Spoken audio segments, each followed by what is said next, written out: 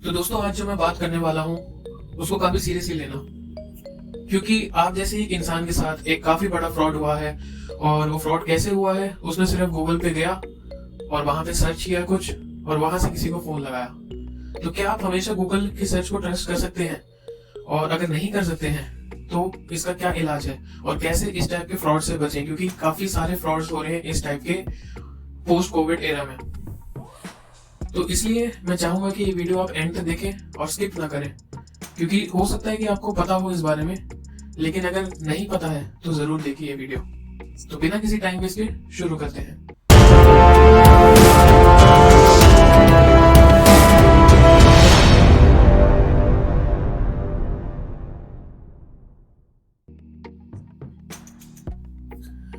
तो दोस्तों जैसे कि आप देख सकते हैं, hello I am from Google scam. तो स्कैम गूगल की तरफ से तो नहीं हुआ है ऑब्वियसली, लेकिन गूगल पे एक बंदे ने सर्च किया डीटीडीसी कस्टमर केयर, और डीटीडीसी कस्टमर केयर से उसका ये मतलब था कि उसको कस्टमर केयर में डीटीडीसी के फोन लगाना था। और वहां पे फोन लगाने के बाद उसे ये पता करना था कि क्या उसका जो डिलीवरी पैकेज है वो डिस्पैच हो गया या फिर शिप हो गया, मतलब उसको अपनी डिलीवरी को ट्रैक करना था। तो उसके बाद क्या हुआ, वो गूगल पे गया और उसने डीटीडीसी की कस्टमर केयर को सर्च किया और ऐसी रैंडमली सर्च कर लिया उसने कि जैसे सपोज मैं आपको दिखाता हूँ, ये मैंने ऐसी randomly DTDC customer care search कर लिया। तो यहाँ पे बहुत सारे डिफरेंट डिफरेंट जो है अलग अलग टाइप के नंबर्स आ गए। और क्योंकि ये ऑफिशियल साइट है डीटीडीसी की, तो इसे तो हम ट्रस्ट कर सकते हैं, लेकिन शायद ऐसा कोई वहां पे आ रहा होगा जहाँ पे ऐसा कोई नंबर आ रहा होगा और उसने उस पर ट्रस्ट कर लिया होगा। उसको लगा होगा कि ये ऑथेंटिकेट एक नंबर है, एक मतलब एक ये जो नंबर है वो डीटीडीसी की कंपनी में कॉल लगाएगा। तो उसको लगा होगा कि ऐसे किसी यहाँ पे उसने किसी भी नंबर पे ट्रस्ट कर लिया होगा और उसने उस नंबर पे कॉल लगा दिया होगा।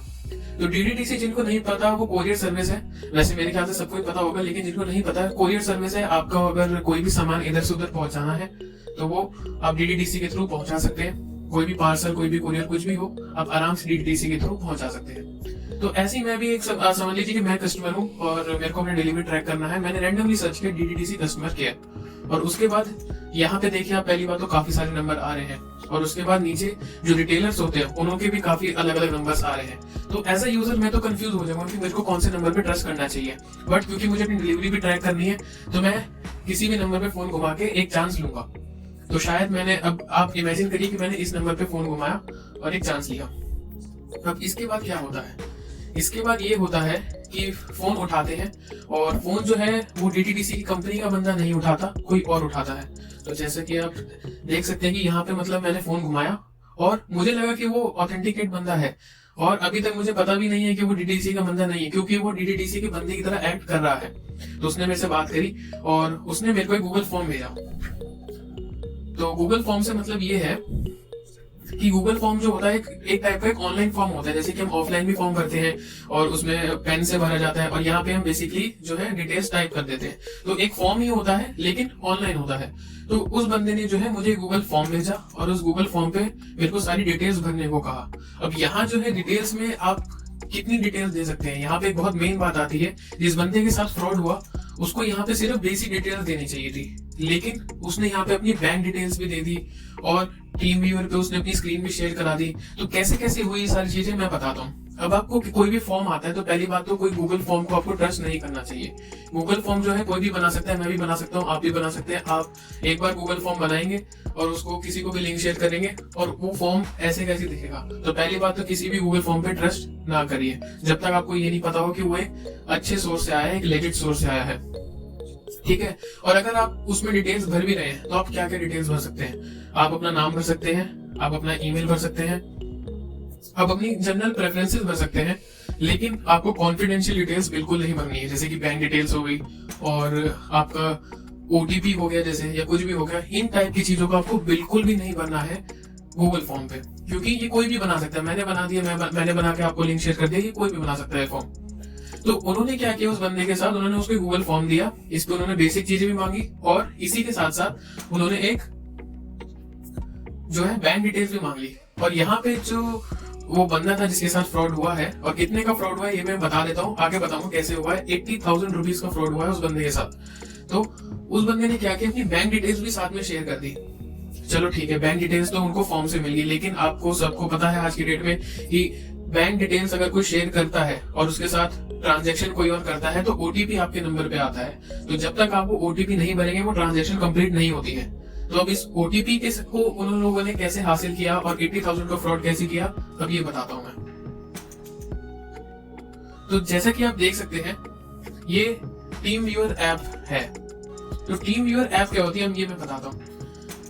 अब आप इमेजिन करिए जैसे कि आप अपने घर पे बैठे और कोई आपके घर से बहुत ज्यादा दूर बैठा है, ठीक है। तो टीम व्यूअर ऐप क्या करती है, टीम व्यूअर ऐप में आप अपने जो डेस्कटॉप का कंट्रोल है वो जो है वो दूर बैठे हुए बंदे को दे सकते हैं, और वो अपने पीसी से, भले वो कितने किलोमीटर दूर हो, बहुत ही ज्यादा दूर हो, किसी दूसरी कंट्री में, उससे फर्क नहीं पड़ता, वो इंटरनेट के थ्रू आपके जो पीसी को कंट्रोल कर सकता है। लेकिन इसका मतलब ये नहीं कि आपके पास परमिशन नहीं होती उसको रोकने की। आप उसको पहले एसेस देंगे, आप उसको परमिशन देंगे, तभी जाके वो आपका पीसी जो है कंट्रोल कर सकता है। अब इसमें क्या हुआ, टीम व्यूअर एप्लीकेशन क्या करती है, रिमोटली यानी कि ओवर द इंटरनेट के थ्रू जो है दो कंप्यूटर्स को कनेक्ट करती है।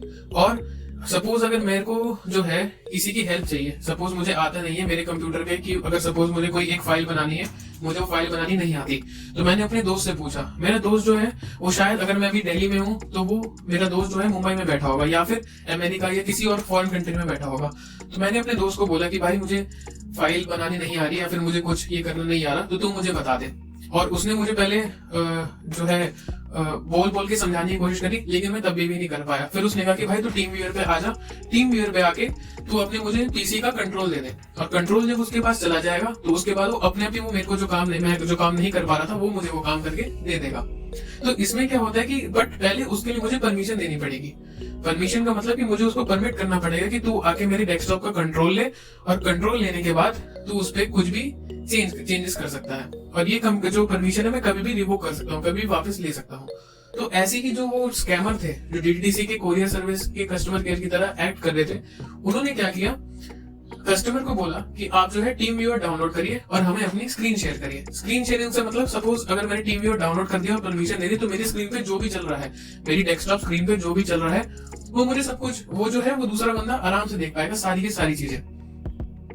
तो इसमें ऐसा होता है कि जब वो सारी चीजें देख पा रहा है तो वो आपका ओटीपी भी देख लेगा। सपोज आप ईमेल पे जाके अगर ओटीपी चेक करते हैं या फिर अपने मोबाइल पे जाके ओटीपी चेक करते हैं, नोटिफिकेशन भी बहुत आती हैं, और वो बंदा जो है डेस्कटॉप पे नहीं मोबाइल से सारी ट्रांजेक्शन कर रहा था, तो ये टीम व्यूअर ऐप मोबाइल के लिए भी अवेलेबल है।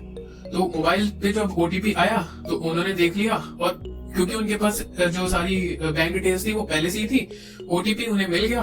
और ट्रांजैक्शन पे उन्होंने पहले कहा था कि हम सिर्फ 2 रुपीज जो है आपको चार्ज करेंगे बैंक वेरिफिकेशन के लिए, और इसके लिए उन्होंने डिटेल्स मांगी थी। लेकिन 2 रुपीज की बजाय उन्होंने 40,000 चार्ज कर लिया, और किसी न किसी तरह उन्होंने पहले कन्विंस भी करा उस बंदे को कि आपको जो है सिर्फ डेबिट कार्ड की डिटेल्स शेयर करनी है। तो वो भी बंदा कन्विंस हो गया।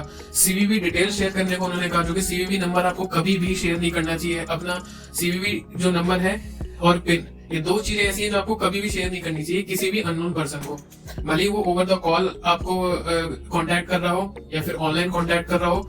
ये 2 चीजें आपको कभी भी अपनी शेयर नहीं करनी चाहिए। तो उन्होंने उसको कन्विंस कर दिया, उसने ये दोनों चीजें शेयर भी कर दी, और 2 रुपीज का जो वेरिफिकेशन करवाना था, 2 रुपीज की ट्रांजेक्शन होती, यानी कि 2 रुपीज जो है वो ट्रांसफर होते और उसके थ्रू बैंक वेरिफिकेशन होती। तो वो जो होना था वो 2 रुपीज की बजाय 40,000 का हो गया। तो उन्होंने ये कहा, फिर उसको उन्होंने थोड़ा ये कहा कि ये जो है हम आपको 40,000 रुपीज वापस कर देंगे एक और ट्रांजेक्शन में।